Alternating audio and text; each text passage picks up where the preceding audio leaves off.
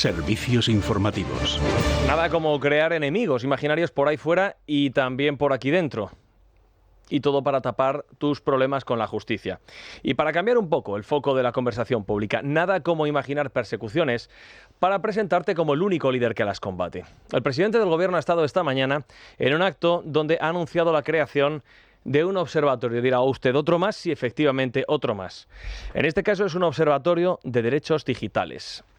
Se trata en realidad de luchar sin descanso contra eso que se llamaba, ¿cómo es? Es la fachosfera. Exactamente, y pelear contra los promotores De esta ola reaccionaria. que forman parte de esa multinacional ultraderechista. y que anidan en... Estas grandes tecnológicas, esta tecnocasta. Pues esta es la idea, hay que combatirlo todo. Porque, ¿por qué lo hacen, presidente? No nos engañemos. Pero que nadie se engañe, su principal motivación para controlar ese poder democrático no es otro que el dinero. Todo por la pasta. Todo siempre ha sido por la pasta. De manera que, como hay que regular las redes, Pedro Sánchez ha explicado cómo nos controlan a través de algunas aplicaciones, cómo sin que nos enteremos gobiernan nuestras vidas y nos manipulan. El presidente del gobierno ha puesto esta mañana en este acto varios ejemplos. La nueva inteligencia artificial, desarrollada por una empresa china, ha eliminado toda referencia a cualquier elemento de oposición a su gobierno.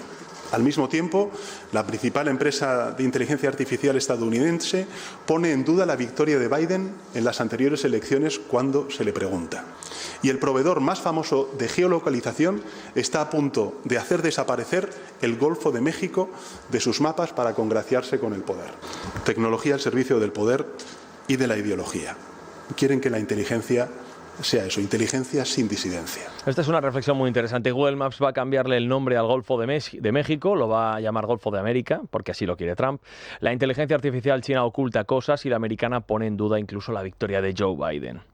Claro, se le ha olvidado al presidente del gobierno, Pedro Sánchez, recordar lo que dicen estas dos últimas aplicaciones cuando se les pregunta por las causas judiciales que se están siguiendo aquí en España contra el fiscal general del Estado o contra su esposa Begoña Gómez, porque esto ya lo contamos la semana pasada. Para ChatGPT o DeepSeek, Álvaro García Ortiz y Begoña Gómez no están ni imputados ni están inmersos en ninguna investigación. Es más, dicen que si eso hubiera sucedido, habría salido en los medios de comunicación y hubiera tenido mucho impacto público, cosa que no ha sucedido, dicen, hasta la fecha.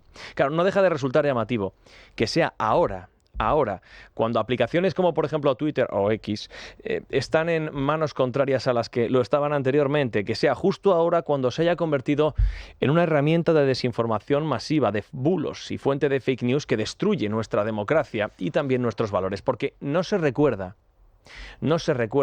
que cuando antes Twitter estaba en las manos contrarias defendiendo otros intereses distintos, más favorables y más alineados con los líderes políticos como Pedro Sánchez, estas redes sociales preocupasen tanto. Sería interesante una explicación. No sea que, como suele suceder, lo que se trata es de regular e intervenir, moderar o silenciar un mensaje político que no compartes. Porque no es que esto sea especialmente democrático, ¿eh? Miren, alertar de los peligros de la inteligencia artificial está muy bien, es cierto. Hay que utilizarlas con muchísima cautela. Y alguna vez hemos tratado el tema. Pero escuchar a Pedro Sánchez alertar de esto y defender la verdad es poco menos que una broma. Porque es precisamente este presidente el que pretende cortar las líneas de financiación para ahogar y asfixiar a esos medios que libremente cuentan las miserias y la corrupción que anida en su gobierno y en su entorno. Pero lo que le ha faltado al presidente es recordar la forma en la que no la inteligencia artificial, no, sino él mismo elimina de su memoria cualquier referencia histórica y cambia de discurso con arreglo a sus necesidades personales cuando le conviene. Miren, hay muchísimos ejemplos, muchísimos.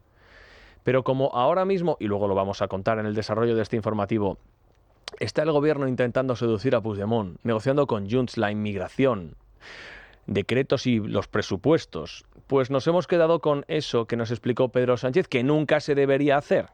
Ya verán lo interesante que es escuchar a Pedro Sánchez hablar de combatir los bulos y la desinformación y lo que van a escuchar, porque el presidente nos dijo de Junts, nos dijo de los independentistas que... no son de fiar. Han mentido a los catalanes. Y yo lo digo claramente, no quiero que descanse la estabilidad ni la gobernabilidad de este país en manos de las fuerzas independentistas. No lo quiero. No lo quiero. Cuando dije no, fue no. Cuando dije no, fue no. Y le digo a los líderes independentistas que nunca significa nunca. Yo se lo he dicho en privado y también lo he dicho en público y lo digo aquí para que conste en acta.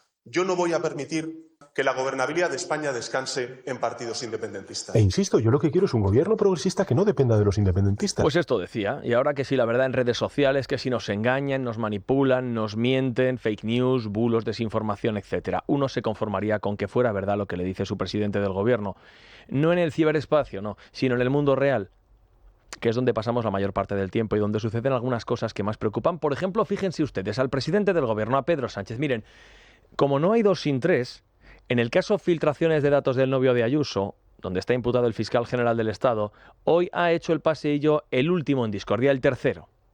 El tercero de los fiscales imputados en esta causa. Es la mano derecha de Álvaro García Ortiz. Diego Villafañe se llama. Su cargo es el de secretario técnico de la Fiscalía General, es decir, que es el hombre fuerte de Álvaro García Ortiz en el Ministerio Público. Quien lo defiende a Villafañe no es la abogacía del Estado. Se ha buscado defensa propia. Cristóbal Martel, que ha sido abogado de los Puyol, de Messi o Neymar, entre muchísimos otros. Bueno, Villafañe fue la persona que reclamó su expediente tributario el día 7 de marzo a la fiscal jefe provincial de Madrid, Pilar Rodríguez. El Supremo lo imputó porque su actuación solamente podía entenderse en el contexto de una operación coordinada propia de una labor de equipo, es decir, los tres imputados. Bueno, en su declaración hoy Villafañe delante del juez Hurtado ha explicado que reclamó el expediente del novio de Ayuso porque se lo pidió el fiscal general. Otro que apunta García Ortiz, cuyo horizonte se oscurece todavía más. Ya lo hizo Pilar Rodríguez. Y ha reconocido delante del juez que hubo una quiebra, esto es importante, una quiebra en la seguridad de la Fiscalía con la difusión de este correo electrónico, lo cual tampoco deja bien a su jefe, que fue quien ordenó que se airease, generando esa quiebra que hoy denuncia Villafañe delante del juez del Tribunal Supremo. Y Villafañe ha vuelto a utilizar este argumento de que más de 500 personas tuvieron acceso a la denuncia y al expediente de González Amador solamente en la Fiscalía, sin contar con los juzgados Hacienda y el entorno de la defensa. En concreto ha detallado que 26 personas tuvieron acceso al correo electrónico en la Secretaría Técnica. Vamos, que este documento lo tenía todo el mundo. Hasta la señora de la limpieza, dijo Pilar Rodríguez cuando le tocó defender su posición delante del juez Hurtado. Miren, si esto hubiera así, si lo tenía tantísima gente, ¿por qué el fiscal general del Estado sacó al fiscal Salto del partido de Champions Atleti Inter que estaba viendo tranquilamente en el Metropolitano reclamándole la información? Si la tenían más de medio millar de personas, muchas de ellas en la Fiscalía, ¿por qué este fiscal tuvo que abandonar el estadio? Qué mala suerte tuvo. Porque teniéndolo 500 personas van y le fastidian a él aquel gran espectáculo que fue aquella noche mágica de Champions para los colchoneros. Ya es curioso que teniendo tanta gente el correo, solamente después de salir del Metropolitano empezaron a llegar a los medios de comunicación afines al gobierno el desmentido que quería hacer Álvaro García Ortiz. Si es que lo que sucedió en aquellos días, hace casi un año, es en realidad mucho más sencillo de lo que parece. Detienen a Koldo. Ábalos queda señalado. El PSOE queda seriamente dañado. Empiezan a salir las primeras informaciones sobre Begoña Gómez.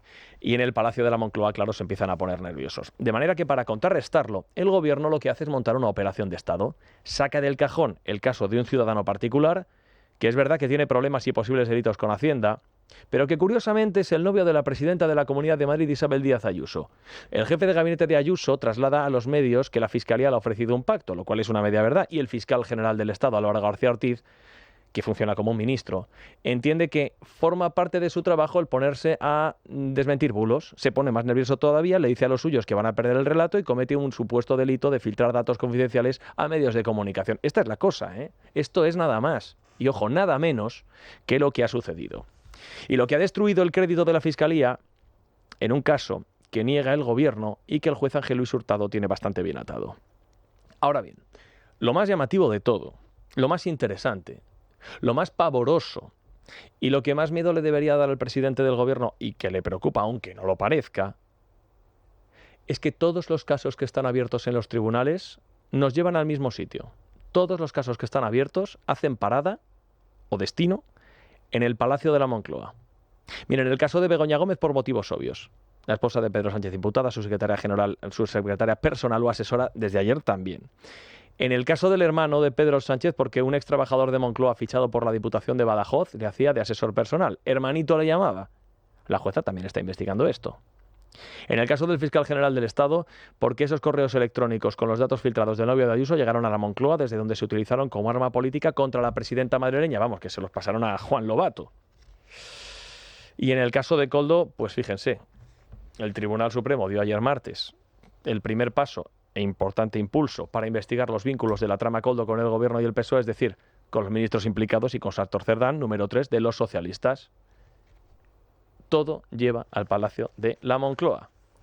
Y habrá que ver, habrá que mirar, analizar o investigar si en este caso el último eslabón es o no el despacho del presidente. Es noticia. Con Juan Pablo Polvorinos. Es radio.